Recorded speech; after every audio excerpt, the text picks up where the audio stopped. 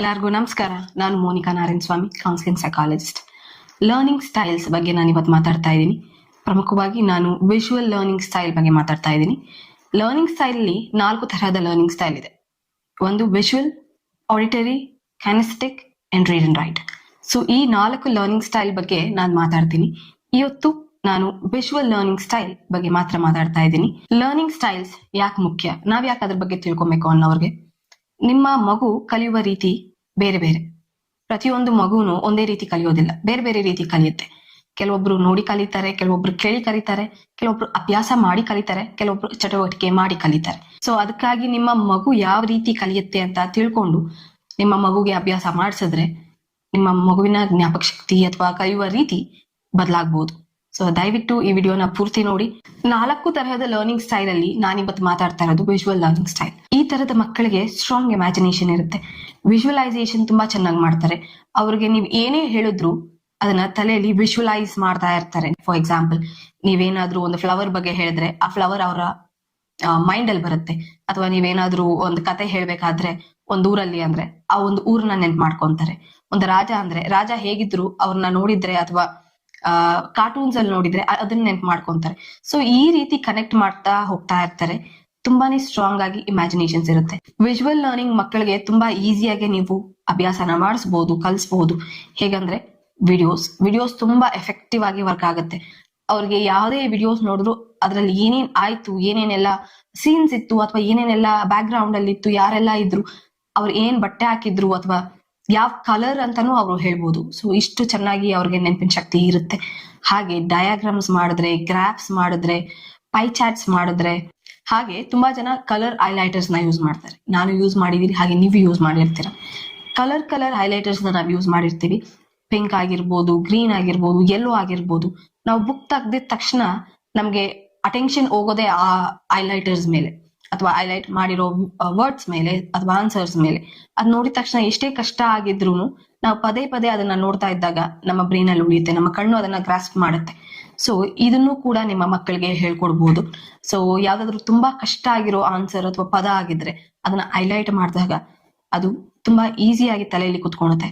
So ಮಕ್ಕಳಿಗೆ ನೀವು ಎಷ್ಟೇ ಹೇಳ್ಕೊಟ್ರು ಅಥವಾ ಎಷ್ಟೇ ಕಿವಿ ಹತ್ರ ಜೋರಾಗಿ ಕಿರ್ಚಿದ್ರು ಅವ್ರಿಗೆ ತಲೆಗೆ ಹೋಗ್ತಿರಲ್ಲ. ಅವ್ರ ಇಮ್ಯಾಜಿನೇಷನ್ ಮಾಡ್ಕೊಂಡ್ರೆ ಹೌದು ಹೋಗುತ್ತೆ, ಆದ್ರೆ ಅವ್ರಿಗೆ ಅರ್ಥ ಆಗ್ದಿರೋದು ಅಥವಾ ಅವ್ರು ಯಾವತ್ತೂ ನೋಡ್ದಿರನೇ ಇರೋವಂಥದ್ದು ಹೇಳ್ಕೊಟ್ರೆ ಅವ್ರಿಗೆ ಡೆಫಿನೆಟ್ಲಿ ಅರ್ಥ ಆಗೋದಿಲ್ಲ. ಸೊ ಇಂಥವ್ರಿಗೆ ವಿಡಿಯೋಸ್ ನ ತೋರಿಸಿ, ಇಮೇಜಸ್ ನ ತೋರಿಸಿ, ಹೇಗಿರುತ್ತೆ ಅನ್ನೋದನ್ನ ತೋರಿಸಿ.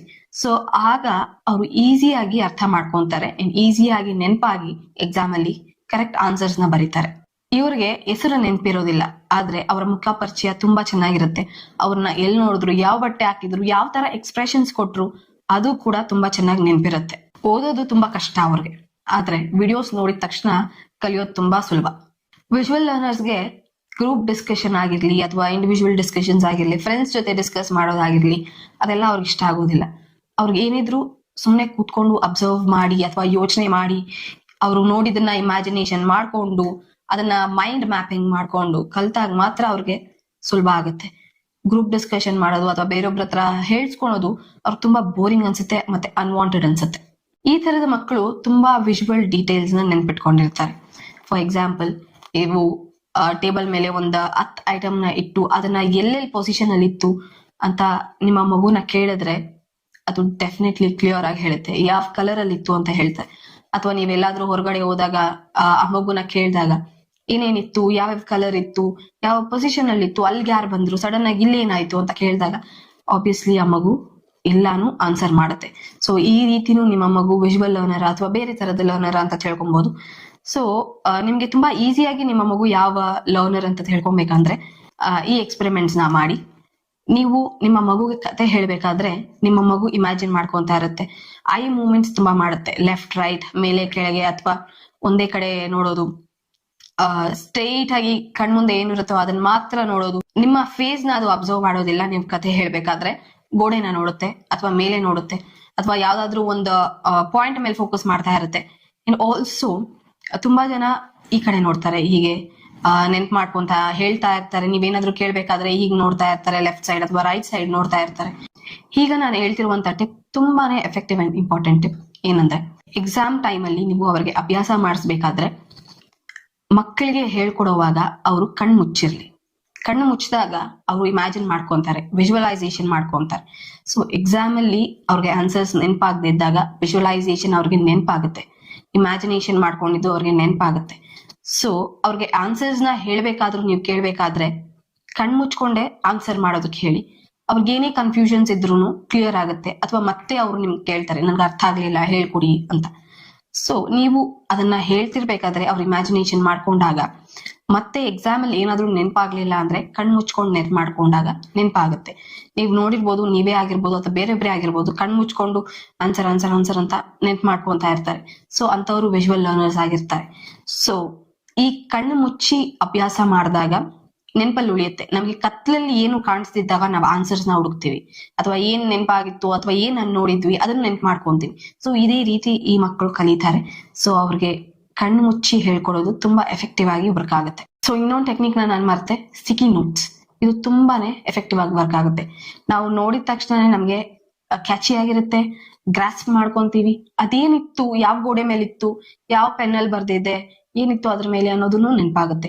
ಸೊ ಕೆಲವೊಬ್ರು ಬೆಡ್ರೂಮ್ ಅಲ್ಲಿ ಸ್ಟಿಕ್ ಮಾಡ್ತಾರೆ, ಹಾಲ್ ಅಲ್ಲಿ ಸ್ಟಿಕ್ ಮಾಡ್ತಾರೆ, ಹಾಗೆ ಕೆಲವೊಬ್ರು ಬಾತ್ರೂಮ್ ಅಲ್ಲೂ ಸ್ಟಿಕ್ ಮಾಡ್ತಾರೆ, ಅಲ್ಲುಜ್ಬೇಕಾದ್ರೆ ನೋಡಿ ಕಲೀಲಿ ಅನ್ನೋ ತರ.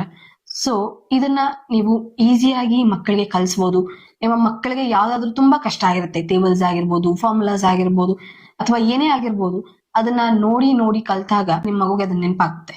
ಸ್ಟಿಕಿ ನೋಟ್ಸ್ ಜೊತೆಗೆ ನೀವು ಪಿಕ್ಚರ್ಸ್ ನ ಎಡಿಟ್ ಮಾಡಿ, ಗೂಗಲ್ ಅಲ್ಲಿ ಆಗಿರ್ಲಿ ಎಲ್ಲಾದ್ರೂ ಡೌನ್ಲೋಡ್ ಮಾಡಿ ಎಡಿಟ್ ಮಾಡಿ ಅದನ್ನ ಕೊಲಾಜ್ ಮಾಡಿ ಆ ವಾಲ್ಗೆ ಸ್ಟಿಕ್ ಮಾಡಿದ್ರೆ ಅದು ಬೆಳಿಗ್ಗೆ ಎದ್ದ ತಕ್ಷಣ ನೋಡಿದಾಗ ಯಾವ್ದು ನಿಮ್ಮ ಮಗುಗೆ ತುಂಬಾ ಕಷ್ಟ ಆಗುತ್ತೋ ಅದು ತುಂಬಾ ಸುಲಭ ಆಗ್ತಾ ಹೋಗುತ್ತೆ. ದಯವಿಟ್ಟು ಈ ಟೆಕ್ನಿಕ್ಸ್ ನ ಯೂಸ್ ಮಾಡಿ, ತುಂಬಾನೇ ಎಫೆಕ್ಟಿವ್ ಆಗಿ ವರ್ಕ್ ಆಗುತ್ತೆ. ನಾನ್ ಹೇಳಿದ್ದು ನಿಮ್ಗೆ ಇಷ್ಟ ಆಗಿದ್ರೆ ಅಥವಾ ನಿಮ್ಗೆ ಉಪಯೋಗ ಆಗಿದ್ರೆ ನಿಮ್ಗೆ ನಿಮ್ಮ ಮಗುಗೆ, ದಯವಿಟ್ಟು ಸಬ್ಸ್ಕ್ರೈಬ್ ಮಾಡಿ, ಲೈಕ್ ಮಾಡಿ, ಅಂಡ್ ಫಾಲೋ ಮಾಡಿ. ಅಂಡ್ ಆಲ್ಸೋ ಇನ್ಸ್ಟಾಗ್ರಾಮ್ ಅಕೌಂಟ್ ನ ಫಾಲೋ ಮಾಡಿ. So thank you so much.